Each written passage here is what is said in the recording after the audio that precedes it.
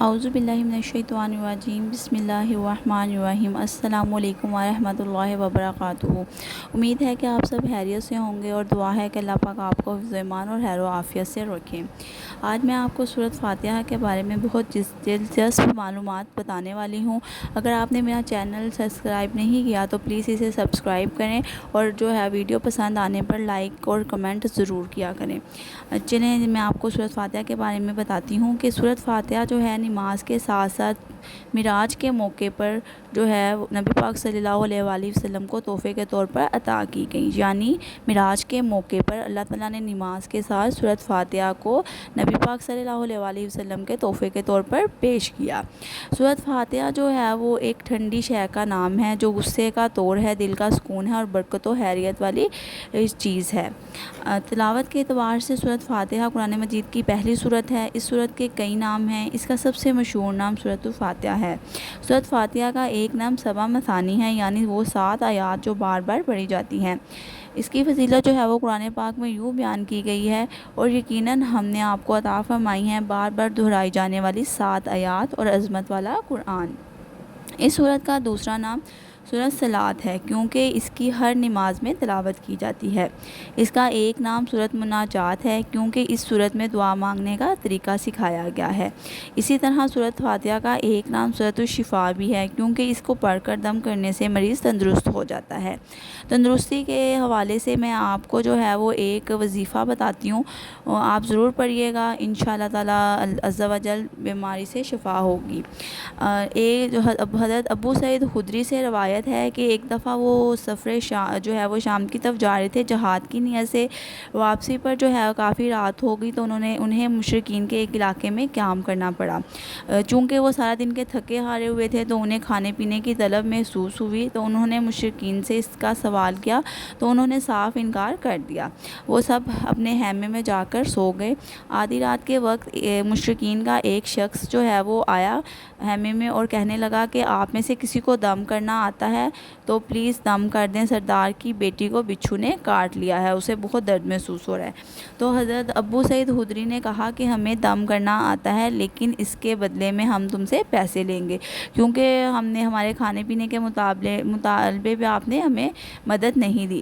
تو انہوں نے کہا کہ آپ جو چاہیں گے جو مانگیں گے ہم دیں گے۔ تو آپ نے کہا کہ ہمیں 40 بکریاں بھی ساتھ چاہیے۔ تو چنانچہ وہ شخص مان گیا اور آپ نے جا کے اس بیٹی کو جو ہے دم کیا تو وہ بالکل صحت یاب ہو گئی۔ اس کے بدلے میں سردار نے جو ہے وہ سارے قافلے کو کھانا کھلایا اور ساتھ میں 40 بکریاں دی۔ واپسی پر جو ہے کچھ صحابہ نے اعتراض کیا کہ اس طرح سے ہمیں بکریاں نہیں لینی چاہیے تھی اور کھانا نہیں کھانا چاہیے تھا۔ تو حضرت ابو سعید خدری نے کہا کہ ہم صبح بارگاہ نبی پاک صلی اللہ علیہ وسلم کی خدمت میں پیش ہوں گے اور جو ہے ان سے مشورہ کریں گے کہ کیا بات صحیح ہے۔ اگر انہوں نے جو ہے وہ منع کیا تو ہم بکریاں انہیں واپس کر جائیں گے اور کھانے کے پیسے بھی دے دیں گے۔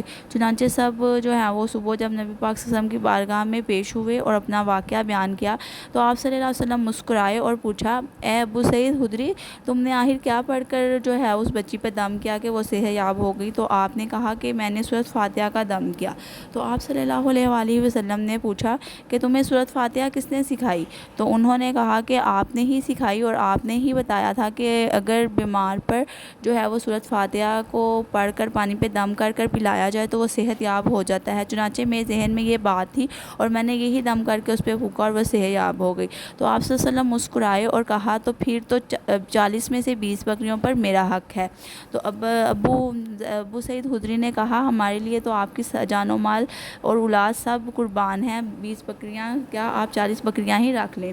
جس سے جو ہے وہ پورے جتنے بھی لوگ بیٹھے ہوئے تھے محفل میں سب کے منہ پر جو ہے نور کی ہنسی چھا گئی اور سب جو ہے وہ ہنسنے لگے۔ اس سے ظاہر ہوتا ہے کہ نبی پاک صلی اللہ علیہ وآلہ وسلم لاتے ہوئے کے لیے ہنسی اور بے سہاروں کا سہارا، یتیموں کے والی اور غریبوں کے ہم نوا ہیں۔ چلیں حضور پاک صلی اللہ علیہ وسلم کی تعریفیں تو جتنی کی جائیں وہ کم ہیں۔ میں آپ کو سورۃ فاتحہ کا ایک اور وظیفہ بتاتی ہوں کہ اگر ہم فجر کی نماز کے بعد 40 مرتبہ سورۃ فاتحہ پڑھیں اور پھر سارا دن آمین کہتے رہیں، اس نیت سے کہ جو ہے وہ فرشتے بھی ہمارے ساتھ آمین کہہ رہے ہیں، تو کسی کی جو بھی حاجت ہو، چاہے وہ کتنی بڑی کیوں نہ ہو، اللہ عز و جل کے کرم سے وہ حاجت پوری ہوگی۔ بعض لوگ کہتے ہیں کہ ایک دن میں ہی جو ہے وہ حاجت پوری ہو جاتی ہے اس طرح ورد کرنے سے، اور کچھ جو ہے وہ علماء کرام نے کہا ہے کہ 3 دن مسلسل جو ہے وہ 40 یا 41 بار جو ہے وہ سورۃ فاتحہ فجر کی نماز کے بعد پڑھ کر سارا دن آمین کہتے رہیں تو حاجت ضرور پوری ہوتی ہے۔ سورۃ فاتحہ میں جو اینڈ پہ ہم لوگ پڑھتے ہیں کہ آمین، اس لحاظ سے جو ہے اسے اسم اعظم بھی کہا جاتا ہے، اور اس سورت کو جو ہے وہ تندرستی، بیماری سے تندرستی اور حاجت کو پورا کرنے کے لیے پڑھا جاتا ہے۔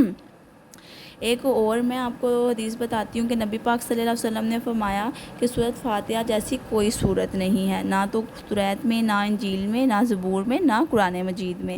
مسند احمدیہ 8682 سے یہ حدیث جو ہے وہ لی گئی ہے۔ ایک اور حدیث صحیح مسلم کی 806 جس کا نمبر ہے، اس میں یوں بیان کیا گیا ہے کہ حضرت محمد صلی اللہ علیہ وسلم کو 2 ایسے نور عطا کیے گئے جو آپ صلی اللہ علیہ وسلم سے پہلے کسی کو نہیں دیے گئے تھے، یعنی سورۃ فاتحہ اور سورۃ البقرہ کی آخری 2 آیات۔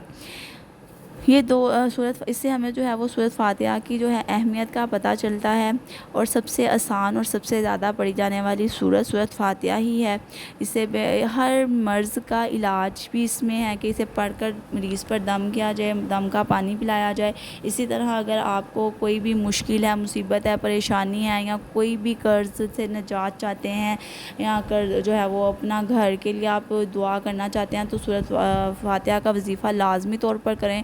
100 بار بھی پڑھ سکتے ہیں آپ سورۃ فاتحہ وظیفے کی نیت سے۔ اللہ تعالیٰ آپ کی جو ہے وہ انشاءاللہ حاجت روائی کرے گا اور آپ کو ہر مرض سے شفا عطا فرمائے گا۔ میری دعا ہے کہ اللہ پاک ہماری زبانوں میں اثر پیدا کریں اور جو ہے ہمیں دین پر چلنے کی ہدایت عطا